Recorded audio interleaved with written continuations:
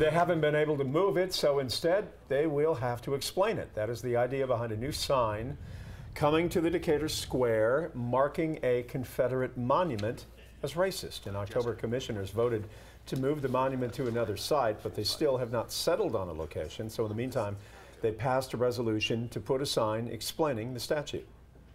We thought it would be appropriate to contextualize the monument while it is there so that people have an understanding of what the real history is of these monuments. The sign reads in part, "This monument and similar ones also were created to intimidate African Americans and limit their full participation in social and political life of their communities. It fostered a culture of segregation by implying that public spaces and public memory belong to whites." You can read the full text of that sign on our website, 11alive.com.